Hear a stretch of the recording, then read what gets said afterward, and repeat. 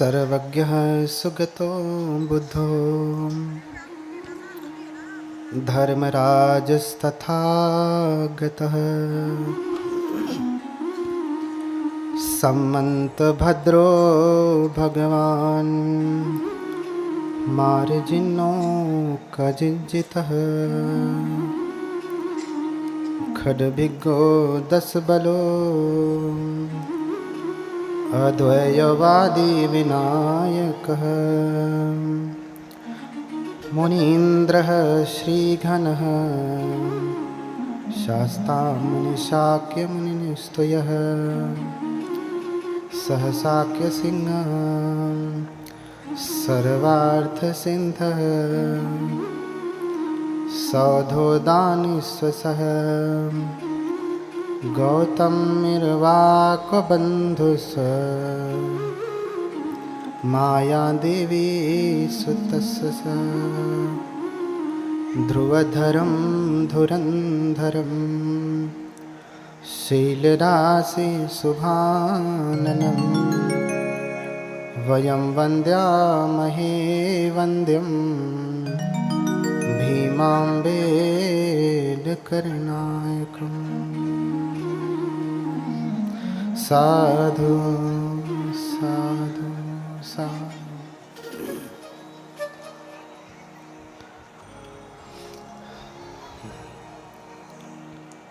लोकगुरु जगत क्रिया को जानने वाले भगवान अरहत सम्यक संबुद्ध के कमलवत चरणों में कोटि कोटि नमन करता हूँ।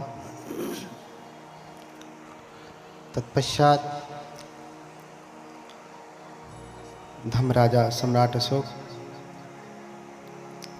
बोधिसत्व बाबा साहब, इनके प्रति हार्दिक कृतज्ञता ज्ञापित करते हुए नमन करता हूँ।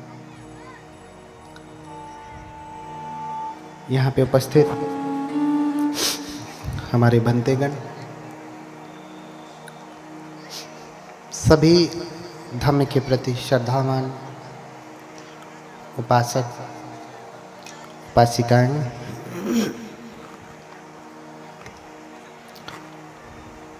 आप सभी लोगों के प्रति हार्दिक मंगल मैत्री करते हुए मंगल कामना करता हूँ।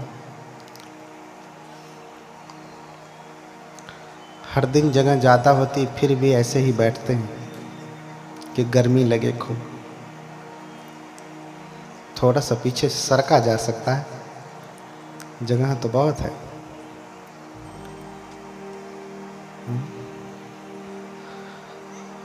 आज अंतिम दिन है तो थोड़ा हवा लेके बैठिए,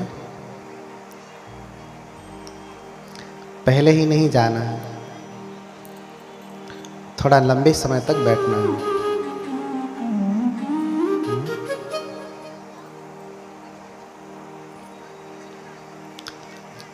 कल की कथा में सुना कि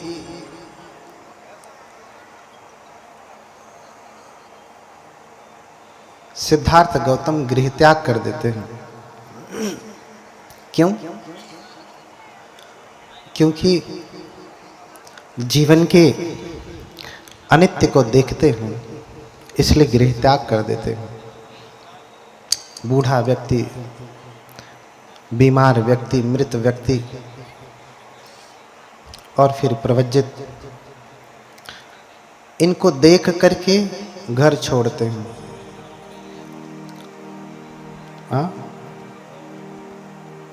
हम और आप घर छोड़ नहीं पाते, हमने छोड़ दिया।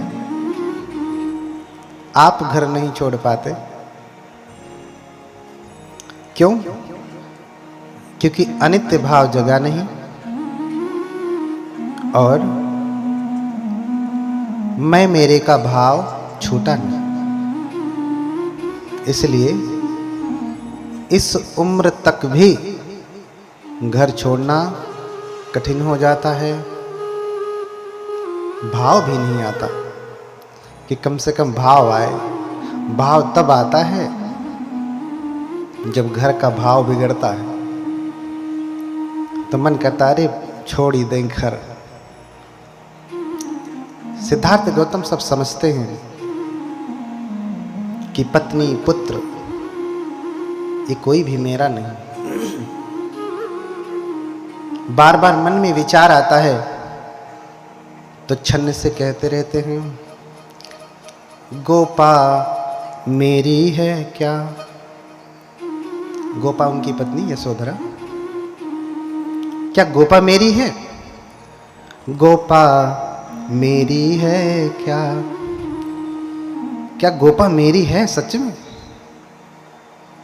अभी पुत्र भी हो गया है। राहुल मेरा है क्या? आ? क्या गोपा मेरी है? राहुल मेरा है? मेरा मेरा कहता रहता। जब से जगा, जब से आंखें खुली तब से क्या क्या बोलते हैं? मेरा मेरा, मैं।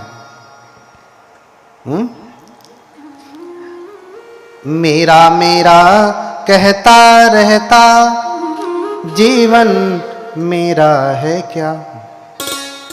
है क्या? नहीं है ना? इसलिए सब कुछ समझ लिए कि न गोपा मेरी न राहुल मेरे, न जीवन मेरा।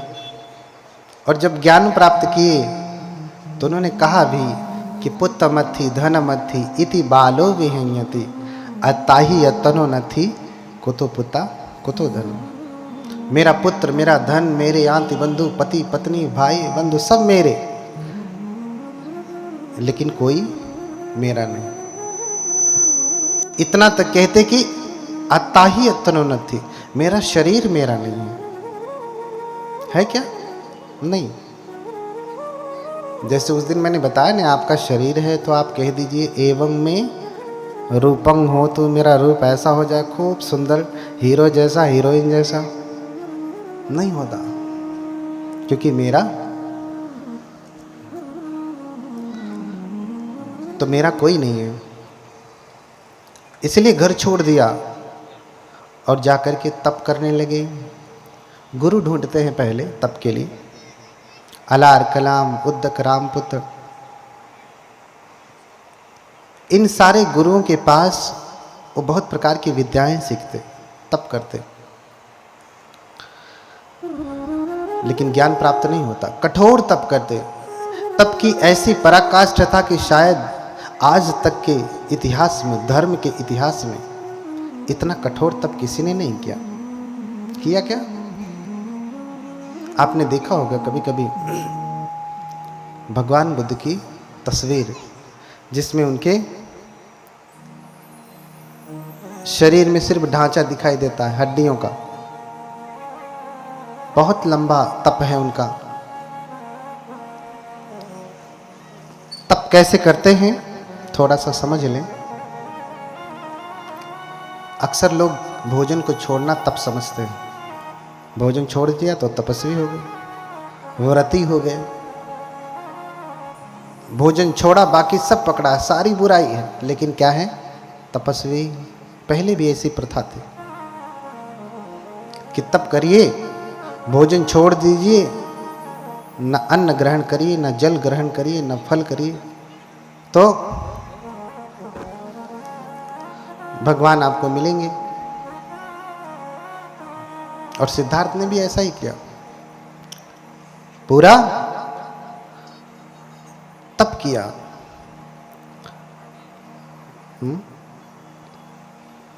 6 वर्ष तक तप किया। और तप की प्रक्रिया क्या है, कैसे कैसे तप करते हैं, तो वर्णन मिलता है। विनीत विक्रम जी ने बड़ा सुंदर वर्णन किया है। कैसे तप करते? चक्र प्रथम महले ही हारा, रात दिवस मह कहीं बारा। कैसे तप करते? रात दिन में एक बार भोजन ग्रहण करते। चक्र अपर मह दुई दिन माही, एक ही बार तपोधर खाही।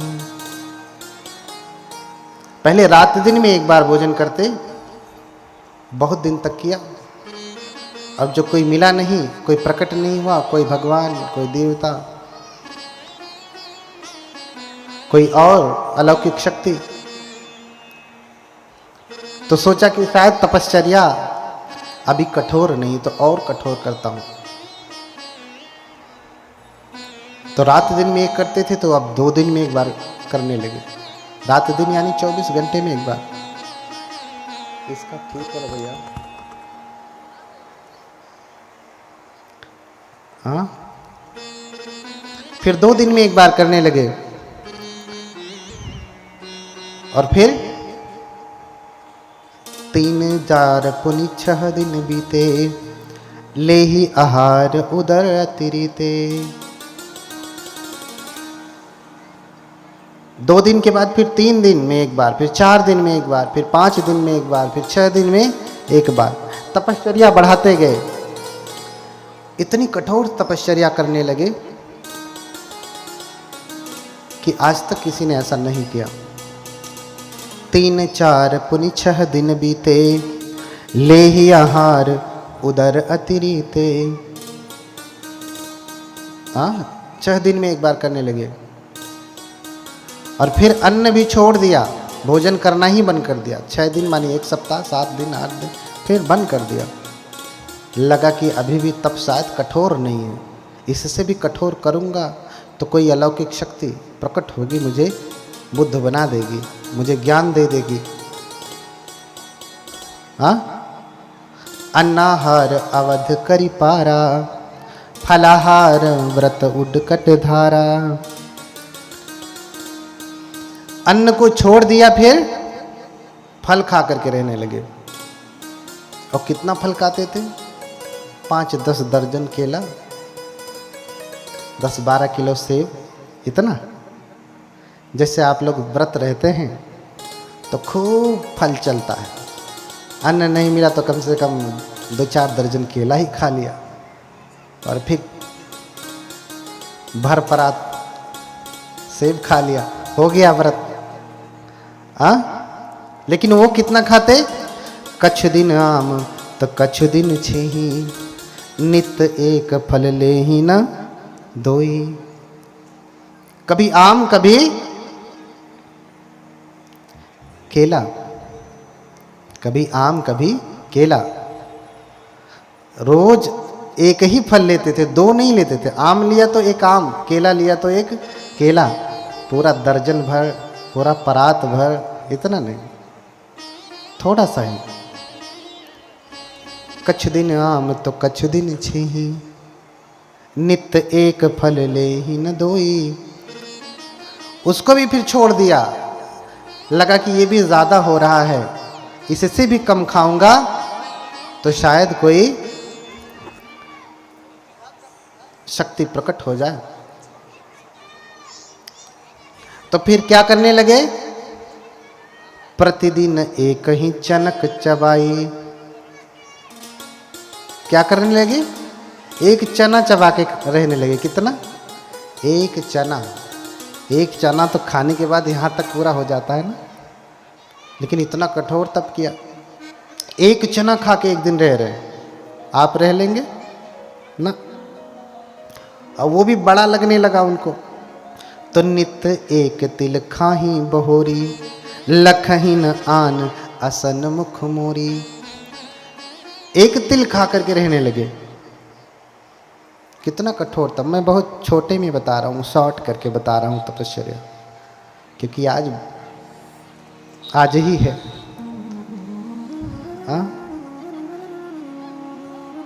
एक तिल खा के रहने लगे। अब बताइए,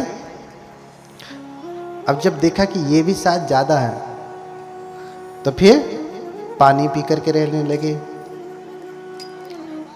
पानी भी अधिक लगने लगा, तो सोचे शायद पानी पी रहा हूँ इसीलिए कोई पराशक्ति मेरे ऊपर कृपा नहीं कर रही है कि ये तो अभी कुछ न कुछ ले रहा है, शायद ये भी छोड़ दूं तो वो प्रसन्न हो जाए। इसलिए पानी उछारी पवन पर रही, करि तप उग्र दुसह दुख दही। फिर जल भी छोड़ दिया, पानी भी छोड़ दिया, पानी पीना बंद, सिर्फ हवा पी करके रहते थे, हवा। हाँ, 2-4 गिलास हवा पी लिया और रहते थे। आप कितना गिलास हवा पीते हैं? कितना लीटर? कितना किलो?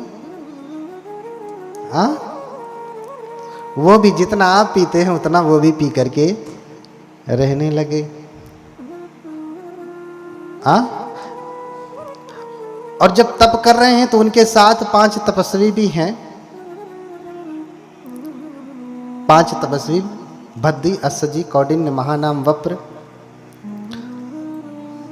जो मैंने बताया 8 ब्राह्मण आए थे, उसमें एक कौंडिन्य है। वही कौंडिन्य है इन पंचवर्गीयों में। इन पंचवर्गीयों में वही कौंडिन्य है। अब कौंडिन्य सबसे सीनियर हो गए यहाँ पे 5 में। वहां सबसे जूनियर थे, यहाँ सबसे सीनियर हो गए, ज्येष्ठ हो गए। और जब सिद्धार्थ तप कर रहे हैं तो वो भी तप कर रहे थे। जब तक भोजन चला तब तक चले, जब तक फल चला तब तक चले, जब तक तिल खा करके रहे तब तक चले, और जब पानी पी करके रहे तब तक चले। पानी भी छोड़ दिया, हवा पी करके रहने लगे तो इनका संयम टूट गया। देखी विकट तप धीरज भंगा, पंच तपी छक छारे निसंगा। उनका धैर्य अब नहीं रहा। भैया हमसे नहीं होगा, अब तुम ही तप करो, जब ज्ञान प्राप्त होगा तो हमें बता देना। हाँ, तुम तप करो, पाना तो हमें बता देना।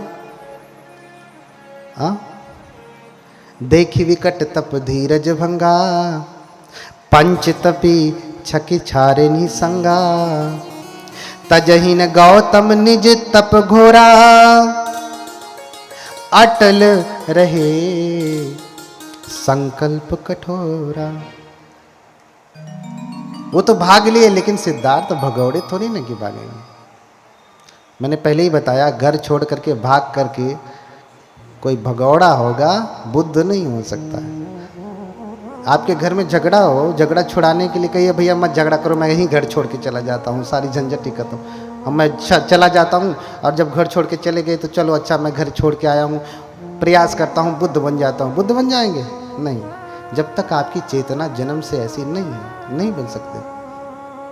बुद्ध कोई भगौड़े नहीं है, सिद्धार्थ कोई भगौड़े नहीं है।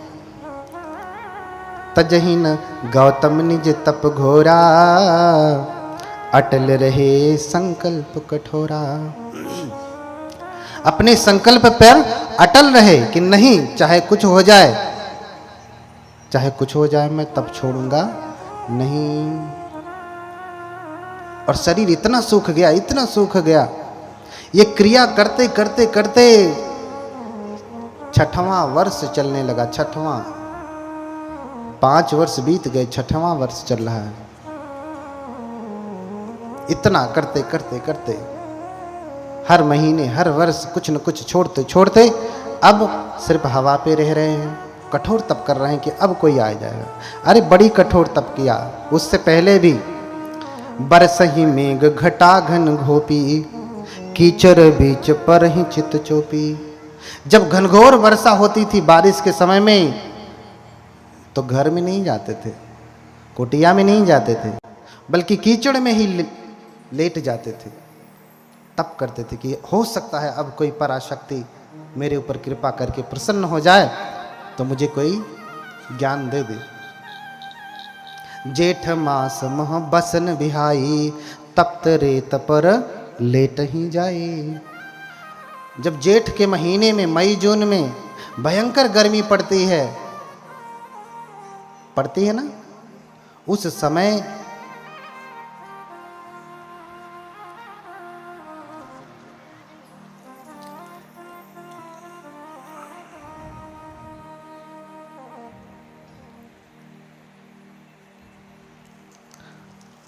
तो जब गर्मी का समय था, भयंकर गर्मी,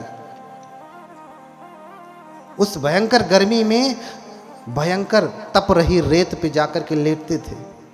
कि शरीर जब तपेगा तो हो सकता है कोई प्रसन्न हो जाए, लेकिन कोई प्रसन्न नहीं हुआ। बड़ी लंबी तपस्या, बड़ी लंबी तपस्या, लेकिन कोई प्रकट नहीं हुआ। तो शरीर सूख गया, सिर्फ रक्त मांस खर ताप सुखाने, हाड़ हाड़ सब देह लखाने। सब कुछ सूख गया, मांस सूख गई, रक्त सूख गया, जो कुछ भी था अंदर के अंग वो सब कुछ सूख गए।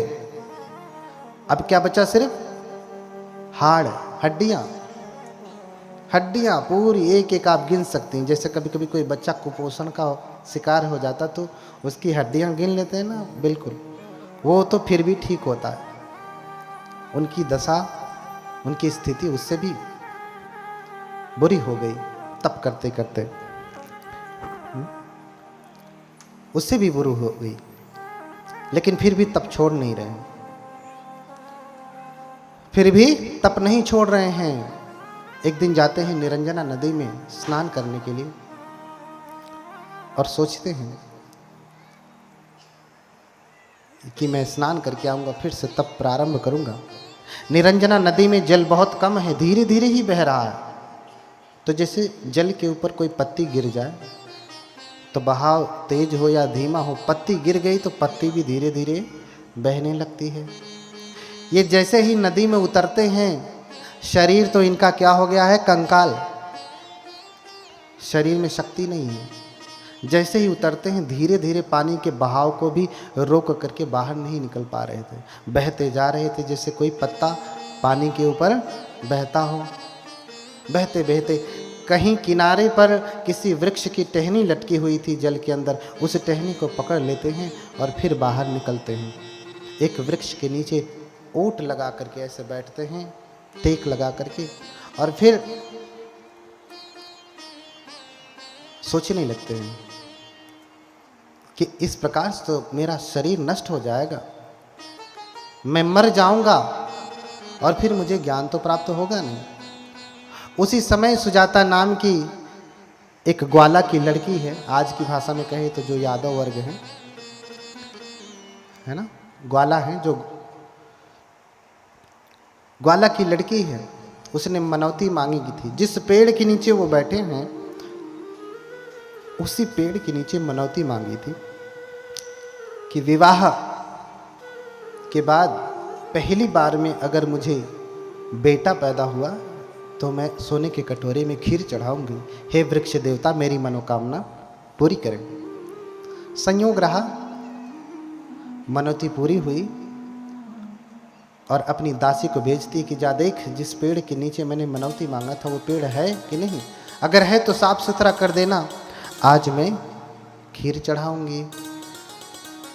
दासी जाती है और जाके देखती है कि स्वयं वृक्ष के देवता बैठे हुए हैं। कौन? सिद्धार्थ। अभी नदी से बाहर निकल के आए हैं, टेक लगा के बैठे हैं। दासी आकर के देखती है, वो सोचती है कि वृक्ष के देवता हैं और भागी भागी जाके कहती है कि मालकिन देवी, स्वयं वृक्ष के देवता प्रकट हुए हैं, आपकी कामना पूरी हुई, आशीर्वाद देने के लिए। सुजाता ने खीर बनाया। खीर कैसे बनाया? आप कैसे खीर बनाती हैं? पुरुष भी बनाते होंगे, ज़्यादातर माताएं ही खिलाती पिलाती हैं। आपका शरीर जो इतना हट्टा कट्टा है, माताओं की देन है। गर्भ से लेके गर्भ के बाहर आने तक ये स्वस्थ शरीर किसकी देन है? माताओं की देन है। अब पुरुष वर्ग भी थोड़ा सहायता करने लगे हैं, थोड़ा, वो भी धमकी देने के बाद। बोलिए भगवान बुद्ध की। कैसे खीर बनाती हैं? सुजाता ने कैसे खीर बनाया, वर्णन मिलता है कि सुजाता चूंकि ग्वाले की लड़की है, बहुत गौएं हैं, 1000 गौओं का दूध निकाल करके 500 गौओं को पिलाती है। गाय का दूध जब खराब होने लगता है तो लोग गाय को ही पिला देते हैं, भैंस का भैंस को ही पिला देते हैं। जब ज़्यादा हो जाता तो क्या करें, पहले कोई बेचा नहीं जाता। 500 का निकाल करके 250 को पिलाती है। इसका दूध खराब नहीं हो रहा है, लेकिन खीर बनाना है इसको, फिर 250 का दूध निकाल के 100 को पिलाती है, 100 को फिर 50, 50 से फिर 25, 25 का निकाल करके 16, 16 से फिर 8 गऊओं का बचा हुआ दूध निकाल करके वो खीर बनाती है। खीर बनाती है, उसमें चावल नहीं डालती। आज की भाषा में कहें तो खोवा हो गया। वो दूध जलाएंगे तो क्या बनेगा? खोवा। उसमें चावल नहीं पड़ा है, हम चावल डाल के खीर पकाते हैं। दूध पकाया और इतना पकाया कि खीर हो गई, खीर जैसा हो गया, है ना। और 1 कटोरा खीर 1000 गऊओं के दूध की खीर पका करके वो बोधिसत्व को चढ़ाने के लिए जाती है। लेकिन इनका शरीर इतना दुर्बल हो गया कि तो आती है, लेकिन बोधिसत्व टेक लगा के बैठे हैं, सिद्धार्थ टेक लगा के बैठे हैं, उनको प्रणाम करती है और कटोरा थमाने लगती, लेकिन शरीर में शक्ति नहीं है। तो हाथ तो कांपते कांपते आगे करते हैं, लेकिन कटोरा जैसे ही पकड़ते हैं हाथ कहाँ चला जाता? नीचे चला जाता, क्योंकि शरीर में शक्ति नहीं है। तो सुजाता भी धीरे से सामने कटोरा खीर से भरा हुआ रख देती और फिर प्रणाम करती। कनक कटोरही हाथ गहाई, सो सब गात गई मुस्काई। प्रसन्न होकर के उसने कटोरे को दे करके, दान करके प्रसन्न होकर के जाती है। अब बोधिसत्व तो सोचने लगते हैं कि इस प्रकार से तो मेरा शरीर ही नष्ट हो जाएगा, ऐसे तब करूंगा तो शरीर नष्ट हो जाएगा, फिर मुझे ज्ञान प्राप्त नहीं होगा। अच्छा हो कि मैं मध्यम मार्ग अपनाऊं, मध्यम मार्ग अपनाऊं, मैं ज्यादा भोजन न करूं, ज्यादा त्यागूं नहीं। तो उस दिए हुए खीर को 49 कबल बनाते हैं। 49 कितना? 49 कबल निवाला, चूंकि सूखा है ना। अब दूध पकाने के बाद सूख गया, खोवा हो गया या खोया हो गया, जो भी आप कहते हैं, उसको 49 कबल बनाते हैं। क्योंकि हम लोगों में जब भोजन किया जाता तो नियम है कि कबल बना के, यानी ज़्यादा इधर उधर गिरे ना, ऐसा खाना खाना। हाँ, काट करके, जैसे कभी कभी होता ना, लोग निवाला बनाते हैं, आधा काटे और आधा खाए, ऐसा नियम नहीं है भिक्षुओं के लिए। न कबलावच्छेदकं भुंजी सामिति सिक्खा करनी। कबल को काट करके नहीं खाऊंगा, छोटा ही बनाया, पूरा खाना है, काट के नहीं खाना कि दाल चावल लपेटा रोटी से आधा काटा, ये कौन सा खाना? हाँ, न सिद्धावकारकम, न जिह्वा निच्छारकम, न औगुंड कारकम, न औमोदित कारकम, न सिद्धावकारकम। ये सब नियम बताया कि न गाल फुला करके, न चपर करके, न चपचुप कार्यकम भुंजी सामिति सिक्खा करनी। चप चप चप चप करके नहीं खाऊंगा, गाल फुला करके औगुंड कार्यकम, मुंह फुला करके ऐसे करके भी नहीं खाऊंगा। ये बौद्धों का नियम है, और आज ये मॉडर्न एटिकेट मैनर में शामिल हो गया। ठीक है।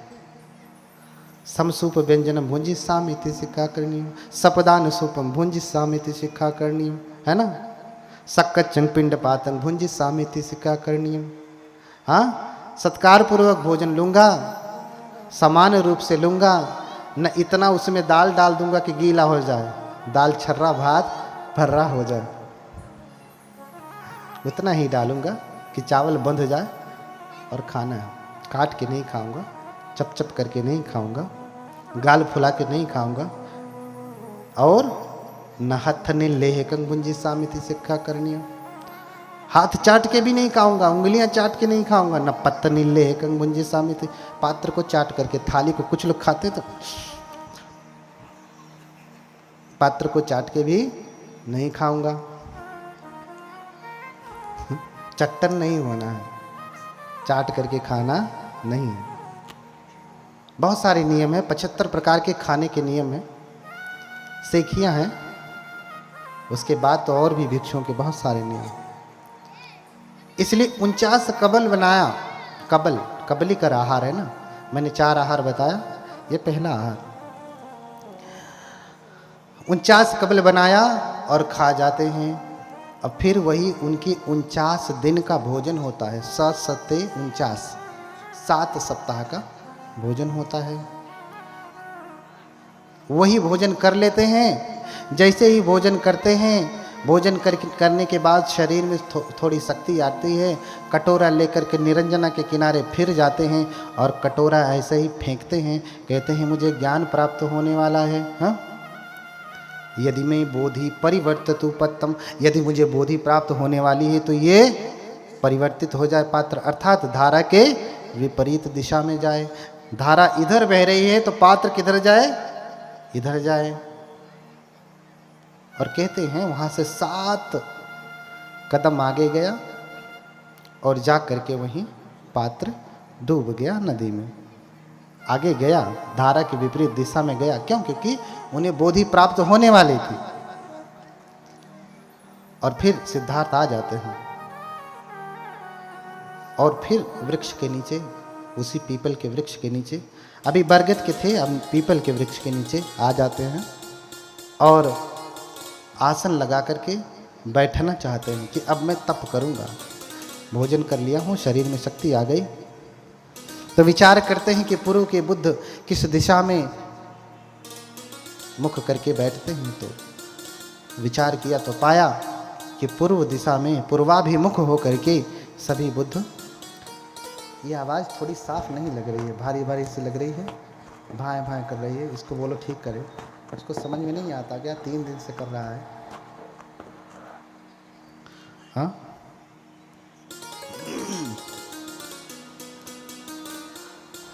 तो पूर्व की तरफ मुख करके बैठते हैं। पूर्व की तरफ मुख करके बैठते हैं तप करने के लिए। और फिर प्रण करते हैं। आप भी प्रण करिएगा। सिद्धार्थ ने जो प्रण किया सो प्रण करिएगा। अगर आपको ज्ञान प्राप्त करना है, बोधि प्राप्त करना है, तो कोई दाल चावल या खिचड़ी थोड़ी नहीं है, ऐसे रख दिया, सीटी मारा, उतारा, खा लिया, बुद्ध हो गए, ऐसा तो नहीं है। इतना आसान होता तो कब का हो जाते। सिर्फ किताब पढ़ लेते तो बुद्ध हो जाते, ऐसा तो नहीं होता। कोई बुद्ध किताब पढ़ के थोड़ी ना होता, ग्रंथ पढ़ के थोड़ी ना होता, जब तक तप न हो। और जब बैठते हैं तो प्रण करते हैं, इहि आसने शुष्यत्यु में शरीरम। क्या प्रण करते हैं? इहि आसने शुष्यतु में शरीरम त्वगस्थि मनसं विलयं च यातु अप्राप्य बोधिं बहुकल्प दुर्लभा। क्या कहते हैं? इहि आसने शुष्यतु में शरीरम। इस आसन पे बैठ करके जो मैं तप करने जा रहा हूं, चाहे मेरा शरीर सूख क्यों ना जाए, चाहे मेरा शरीर सूख क्यों ना जाए, हड्डियां हड्डियां क्यों ना बचे, चाहे मैं मर क्यों ना जाऊं, इहि आसने शुष्यतु में शरीरम त्वगस्थि मनसं विलयं च यातु। त्वचा, अस्थियां, मज्जा, ये सब कुछ विलय को प्राप्त हो जाए, नष्ट क्यों ना हो जाए। अप्राप्य बोधिं बहुकल्प दुर्लभा न ह्यासनाद गात्रमिदं चलिष्यति। जो बोधि बहुत कल्पों तक के लिए दुर्लभ होती है। मैंने कल्प बताया था ना उस दिन, कितना लंबा होता है? कितना लंबा? बहुत लंबा बताया था। पर्वत की चोटी वाला बड़ा वाला डब्बा, याद आया कुछ? किसी को याद आया? सुन सुन करके इधर से आगे पाठ पीछे सपाट, बहुत लंबा बताया था ना, बहुत लंबा, वर्षों से गिना नहीं जा सकता। अप्राप्य बोधिं बहुकल्प दुर्लभा न ह्यासनात् गात्रमिदं चलिष्यति। जब तक मुझे वो बोधि प्राप्त न हो जाए, जो कल्पों तक में भी दुर्लभ है, प्राप्त करना आसान नहीं, तब तक मेरा यह शरीर हिलेगा भी नहीं। न ह्यासनात् गात्रमिदं चलिष्यति, मेरा शरीर हिलेगा भी नहीं। 6 साल तक किए और उनका शरीर हिला भी नहीं है। हाँ, अब आप देखिए आप कितना देर तक हिलते नहीं हैं। मैं भी हूं यहीं पे, हाथ हिलेगा, हाथ वाथ हिलाइए। सारा काम तो यहां से नीचे का है। बैठिए, आप सभी लोग बैठिए, देखता हूं कि कितनी देर तक बिना हिले हुए बैठते हैं। जितना आप कर ले जाएंगी उतना आपका तप पूरा हुआ, उतना माइनस हो जाएगा आपके तप में से। उतना माइनस कर दिया जाएगा, कम कर दिया जाएगा, इतना ही करना बचा तब। तो प्रण किया कि इस स्थान पर बैठे बैठे सूख क्यों न जाए शरीर, मैं मर क्यों न जाऊं, लेकिन बिना दुर्लभ बोधि को प्राप्त किए हुए मेरा शरीर हिलेगा भी नहीं। और फिर तप में लीन हो जाते। तप में लीन होते तो जब लंबे शरीर का व्यक्ति भोजन छोड़ देता है तो कंकाल भी कैसा लगता है, लंबा लंबा। हम बैठे हैं पूरे। और दूसरा, जब अधिक दिनों तक भोजन न करिए, अभी आप रात भर भोजन न करिए तो सुबह में भोजन करेंगे, पूरा 24 घंटे भोजन न करिए, तो फिर जब भोजन करेंगे तो शरीर में कोई संवेदना होती है? होती है कि नहीं? आपको खुद ही पता चलने लगेगा कि जो निवाला आप निगल रहे, इधर से होते हुए यहाँ से यहाँ से यहाँ से यहाँ से यहाँ जा रहा है, वहाँ से नीचे जा रहा है, ऐसे ऐसे ऐसे करते हुए पूरा पता चलेगा ना।